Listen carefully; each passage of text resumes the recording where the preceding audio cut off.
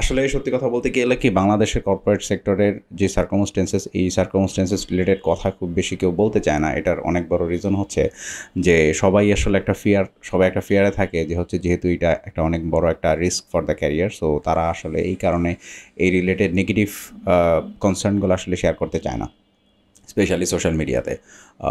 তো আমার কাছে মনে হয় যে এই ব্যাপারটা সম্পর্কে একটু সিরিয়াসলি কনভারসেশন করা উচিত। আমার চিন্তাভাবনা আছে আমি আরও আমার সামনে পডকাস্টগুলিতে হচ্ছে এই রিলেটেড বেশ কিছু মানুষের সাথে এই টপিকটা সম্পর্কে কমিউনিকেট করব এবং চেষ্টা করব যে জানার যে আসলে যারা ইন্ডাস্ট্রি লিডার বা তারা আসলে তাদের দিক থেকে আসলে বাংলাদেশের কর্পোরেট সেক্টর সম্পর্কে কীভাবে চিন্তাভাবনা করে।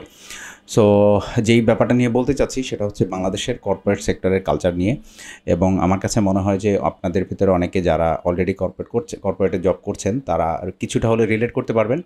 আর যারা এখনও কর্পোরেটে জয়েন করেননি বা হচ্ছে এখনও পড়াশোনা করছেন, আমার কাছে মনে হয় যে এটা তাদের জন্য একটা ছোটোখাটো গাইডলাইন বা হচ্ছে হ্যাঁ, বা ছোটোখাটো একটা গাইডলাইন হিসেবে কাজ করতে পারে। আশা করি কিছুটা হলে হেল্পফুল হবে। আচ্ছা, যেই ব্যাপারটা নিয়ে আসলে বলতে চাচ্ছি সেটা হচ্ছে যে বাংলাদেশের কর্পোরেট কালচারটা আমার কাছে পার্সোনালি মনে হয় যে খুবই সিক। হ্যাঁ, খুবই সিক এই কারণে বলা, এটা অনেক বড় একটা ম্যাসিভ স্টেটমেন্ট। এটার পেছনে আমার কিছু লজিক আছে। প্লিজ আমার কথাগুলি শুনে তারপরে আমাকে জাজ করবেন। তো প্রথমত তো হচ্ছে যে ওয়ার্ক লাইফ ব্যালেন্স বলতে আমরা একটা টার্ম আছে যেটার সাথে আমার মনে হয় যে কম বেশি সবাই পরিচিত, যেটা আসলে আমাদের বাংলাদেশের কর্পোরেট কালচারে কোনোভাবেই ফলো করা হয় না। এটা আই থিঙ্ক অনেকের মেজর অফ দ্য পিপলের হচ্ছে অবজেকশন যে আসলে আমাদের লাইফের মানে জব আর হচ্ছে পার্সোনাল লাইফের আসলে কোনো ব্যালেন্স থাকে না once we are into this segment of our life, specially corporate সেক্টরে। এটার পেছনে অনেক বড় কারণ আমার কাছে মনে হয় পার্সোনালি, যেটা হচ্ছে যে আমাদের যে প্রিভিয়াস কালচার ছিল, চাকরির কালচার ছিল, সেটা হচ্ছে যে এমপ্লয়ীদেরকে কাইন্ড অফ স্লেভের মতো করে ট্রিট করা হতো। আমার কাছে যেটা মনে হয় পার্সোনালি যে চাকরি করা মানে হচ্ছে যে আপনার জীবনের যা কিছু আছে সব কিছু ত্যাগ করে আপনি শুধুমাত্র এটার জন্যই হচ্ছে বেঁচে থাকবেন এবং আপনাকে আপনার বস, আপনার সিনিয়র যেটা বলবে আপনি সেটা করতে বাধ্য। এবং সে ফোন কল, মানে সে যদি আপনার সাথে কমিউনিকেট করে, তার সাথে যোগাযোগের শুরুতে 10 বার হচ্ছে তাকে আপনি স্যার বলে ডাকবেন এবং কথার মাঝে 10 বার বলবেন এবং কথা শেষে 10 বার স্যার বলে তারপরে কথা শেষ করবেন। তো এটা হচ্ছে প্রিভিয়াস, আমার মনে হয় যে আমাদের জেনারেশনে, আগের জেনারেশনে কালচার ছিল। এবং আনফরচুনেটলি ওই জায়গা থেকে আমরা এখনও পুরোপুরি বের হয়ে আসতে পারি নাই।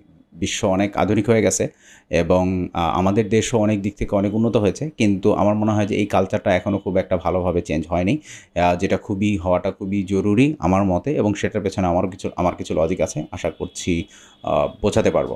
আচ্ছা, ফার্স্ট অফ অল, প্রিভিয়াস জেনারেশনের যেই পার্সপেক্টিভ ছিল টুয়ার্ডস জব বা হচ্ছে তাদের বসদের টুয়ার্ডস, এটার কারণ ছিল যে তখন আসলে মানুষ চাকরি করতো শুধুমাত্র জীবিকার জন্য। হ্যাঁ, যে আমি হচ্ছে ডাল ভাত খেয়ে বেঁচে থাকবো এবং সেটার জন্য আমার হচ্ছে যা করা লাগবে আমি জাস্ট সেটাই করব। ইট ওয়াজ লাইক সার্ভাইভাল ফেজ। হ্যাঁ, তো যেটার কারণে হতো কি যে বস যদি হচ্ছে গালিগালাজও করে, সেক্ষেত্রে হচ্ছে মানুষ মোস্ট অফ দ্য কেসেস শুনে চুপচাপ থেকে সেখানে জাস্ট সার্ভাইভ করতো যে ঠিক আছে, যেহেতু আমার এটাতে রুজিরুটি হচ্ছে, আমি হচ্ছে বসের কথা শুনে না গেলে আসলে আমার রুজিরুটি বন্ধ হয়ে যাবে। আচ্ছা, এইটাতে প্লাস পয়েন্ট এবং মানে প্লাস পয়েন্ট বলতে গেলে তো আসলে কিছু নাই। তখনকার পার্সপেক্টিভ থেকে এটাই ছিল যে স্ট্যাবিলিটি থাকতেছে লাইফে, আপনার রুজিরুটির জন্য হচ্ছে একটা ব্যবস্থা থাকতেছে। আচ্ছা, সেখান থেকে আমরা যদি এখনকার সার্কামস্টেন্সেসে আসি, আমার মনে হয় যে এখনকার জেনারেশন ওভারঅল লাইফ বলেন বা সার্কামস্টেন্সেস বলেন বা জীবন থেকে তাদের এক্সপেকটেশন, চাকরি বাকরি থেকে তাদের এক্সপেকটেশন আগের তুলনায় অনেক পরিবর্তন হয়েছে। হ্যাঁ, এটার পেছনে সবচেয়ে বড় কারণ হচ্ছে মডার্নাইজেশন এবং গ্লোবাল সার্কামস্টেন্সের সম্পর্কে জানা। ইন্টারনেটের বদলতে হোক বা যে কোনো মারফতেই হোক, যে আলটিমেটলি মানুষ এখন যথেষ্ট সচেতন যে আসলে জীবন কেমন হওয়া উচিত এবং একটা মানুষ চাকরি কেন করে এবং চাকরি থেকে একটা মানুষের সর্বোচ্চ এক্সপেকটেশন কী থাকা উচিত এবং তার একটা এমপ্লয়ির থেকে একটা চাকরির কতটুকু সর্বোচ্চ এক্সপেকটেশন রাখা উচিত। এই ব্যাপারগুলো সম্পর্কে আমার মনে হয় যে এখনকার জেনারেশন খুব ভালোভাবে জানে। বাট আনফর্চুনেট দিকটা হচ্ছে কি যে বাংলাদেশে আসলে এত বেশি জনসংখ্যা এবং মানে জব সেক্টরটা এত বেশি ছোট, যেটার কারণে হচ্ছে প্রচণ্ড পরিমাণে কম্পিটিশন থাকে এবং আনফর্চুনেটলি ওই সিচুয়েশনটার মিসইউজ করতেছে কর্পোরেট জায়ান্টরা। আমার কাছে পার্সোনালি মনে হয় এর কেন কারণ হচ্ছে তারা চিন্তা করে যে হচ্ছে একটা এমপ্লয়ি যদি কোনো কারণে চলেও যায়, আমি যদি হচ্ছে জাস্ট একটা জব সার্কুলার দিই, আমার এখানে একটা পজিশনের জন্য সেখানে হচ্ছে 1000টা অ্যাপ্লিকেশন চলে আসবে within a few days. So এই জিনিসটাকে মিসইউজ করে তারা হচ্ছে তাদের মতো যেমন খুশি তেমনভাবে চালায়, আমার কাছে যেটা মনে হয়। কারণ যেটা হচ্ছে যে আপনি যদি চিন্তা করে দেখেন বাংলাদেশের প্রেক্ষাপটে, আমার মনে হয় বাংলাদেশই একমাত্র দেশ যেখানে সার্কুলারের ভিতরে কোথাও হচ্ছে রেমুনারেশন লেখা থাকে না। হ্যাঁ, যে আপনি এই পজিশনের জন্য আপনার এইটা দায়িত্ব, আপনি এটা করবেন। তারপরে হচ্ছে এইটা আপনার হচ্ছে এডুকেশনাল ব্যাকগ্রাউন্ড থাকতে হবে, এক্সপেরিয়েন্স থাকতে হবে, লট অফ থিংস। বাট সব কিছুর ভেতরে আপনি কোথাও রেমুনারেশন খুঁজে পাবেন না। সেখানে লেখা থাকবে যে কী বলে মার্কেট স্ট্যান্ডার্ড বা হচ্ছে কী বলবো আসলে, মার্কেট স্ট্যান্ডার্ড বলেন বা হচ্ছে কম্পিটিটিভ, আচ্ছা হ্যাঁ, ভালো ভালো কথা, কম্পিটিটিভ স্যালারি। হ্যাঁ, সো এইগুলো খুবই ভেগ ওয়ার্ড এবং এই কথাগুলি তারা ব্যবহার করতে পারে শুধুমাত্র এই কারণে বিকজ তারা জানে যে হচ্ছে মানুষের আসলে হাতে জবের অপরচুনিটি তুলনামূলকভাবে খুবই কম compare to the you know huge amount of population we have. Okay, so এই জিনিসটার ফায়দা নিয়ে তারা হচ্ছে এই ব্যাপারটা করতে পারে। আমি এই কথা কেন বললাম, যেটা হচ্ছে যে একটা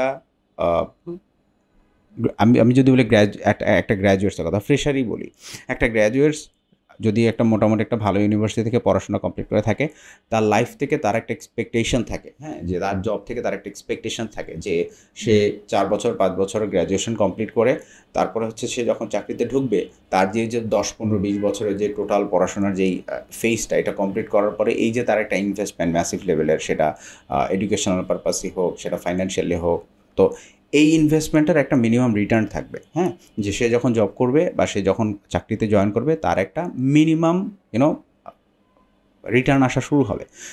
সো ওই যে স্টার্টিং পয়েন্টটা, এই স্টার্টিং পয়েন্টটা নিয়ে স্বাভাবিকভাবেই অনেকে আনক্লিয়ার থাকে, বাট একটা ভিশন তো সবারই থাকে, যে একটা এক্সপেকটেশন সবারই থাকে, হ্যাঁ আমি হয়তো 10 টাকা ইনকাম করবো, আমার ফার্স্ট আর্নিং হয়তো 10 টাকা হবে, এরপরে 15 টাকা হবে, বা আমার ফার্স্ট আর্নিং হয়তো 20 টাকা হবে, তারপরে 25 টাকা হবে, এরকম।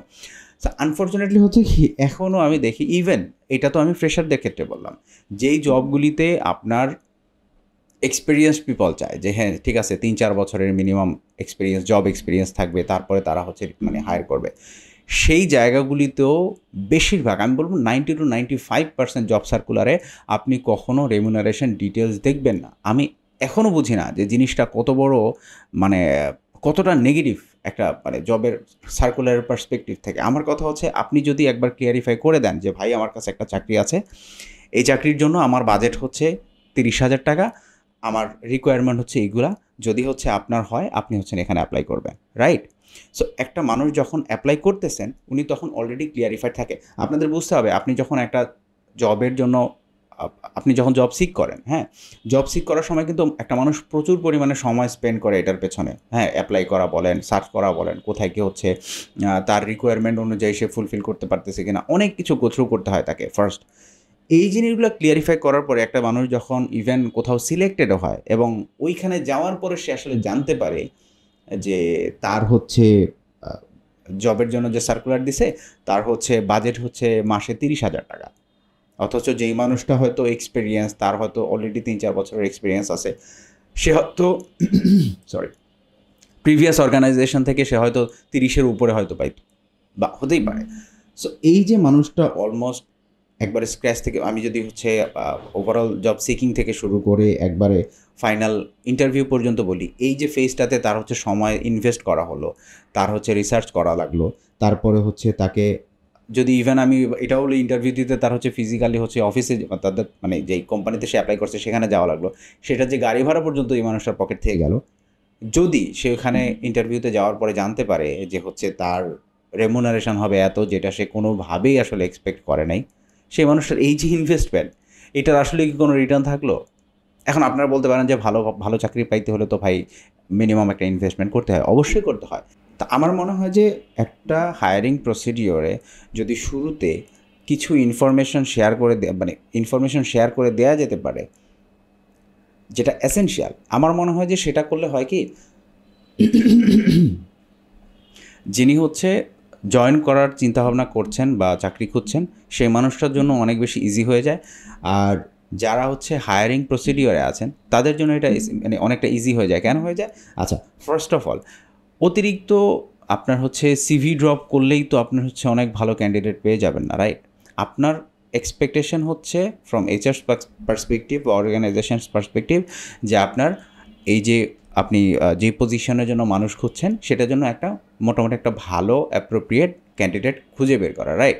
সো আপনি যদি এরকম ভেগ হচ্ছে সার্কুলার দিয়ে থাকেন যেখানে মানুষ আসলে ডিসস্যাটিসফাইড হয়ে ইদার বাধ্য হয়ে হচ্ছে জয়েন করবে কোনো সার্কামস্টেন্সের প্রেশারের কারণে, অথবা হচ্ছে এসে ডিসস্যাটিসফাইড হয়ে না করে চলে যাবে, এটা তো কোনোভাবে আপনার জন্য কাম্য হতে পারে না ফ্রম অর্গানাইজেশনস পার্সপেক্টিভ। আমার কথা হচ্ছে যে আপনি যদি অ্যাটলিস্ট এই জিনিসটা মেনশন করে দেন যে আমার হচ্ছে এই সিচুয়েশন, আমার হচ্ছে এই রিকোয়ারমেন্ট, আমার হচ্ছে এই রেমুনারেশন, আমার এই আপনার থেকে এক্সপেক্টেড ডেলিভারেবলস হচ্ছে এইগুলি, আমার এন্ড থেকে অর্গানাইজেশনের পার্সপেক্টিভ থেকে ডেলিভারেবলস এইগুলি, এই জিনিসগুলি ক্লিয়ারিফাইড থাকলে আপনি যতটা ইজিলি ফিল্টারিং করে প্রপার ক্যান্ডিডেট পাবেন, আমার মনে হয় যে এই ভেগ টাইপের সার্কুলার দিয়ে ওই লেভেলের হচ্ছে ক্লিয়ার ক্যান্ডিডেট পাওয়াটা আসলে পসিবল না।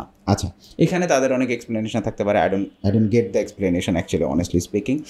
আর আরেকটা জিনিস হতেছে যে একটা মানুষ যখন এরকম ফেজ দিয়ে গো থ্রু করে যে তারা হচ্ছে খুবই এসেনশিয়াল জবটা পাওয়া বা হচ্ছে তার ফাইন্যান্সিয়াল না নিড ফুলফিল করার জন্য হচ্ছে তার একটা জবে জয়েন করাটা খুবই জরুরি এবং সে এক্সপিরিয়েন্স, ওই মানুষটা অলরেডি মেন্টালি অনেক বেশি ফ্রাস্ট্রেটেড থাকে ভাই।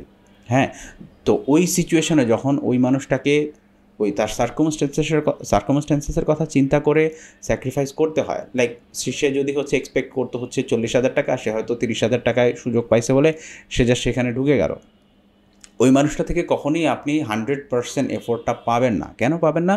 বিকজ ওই মানুষটা অলরেডি সে নিজে বিলিভ করে যে সে এটার থেকে বেশি ডিজার্ভ করে in the case of financial return. So আমার কথা হচ্ছে যে at the end of the day আপনি অর্গানাইজেশনের পয়েন্ট অফ ভিউ থেকে ডেফিনেটলি চান যে আপনার এমপ্লয়িটা যথেষ্ট এফিশিয়েন্ট হোক। Okay, so I think hiring procedure নিয়ে অনেক কথা বলে ফেলছি। সো এটা নিয়ে আমার মনে হয় যে আরও অনেক বলতে গেলে মোটামুটি ভিডিও অনেক লম্বা হয়ে যাবে।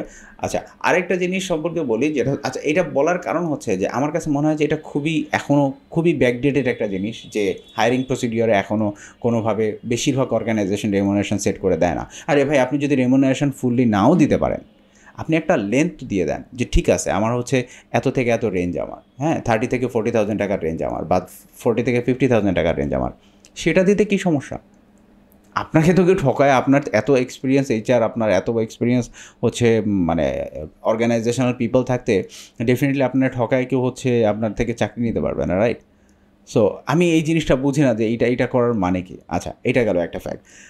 এখন আসি একটু সিরিয়াস লেভেলের সিচুয়েশানে, সেটা হচ্ছে যে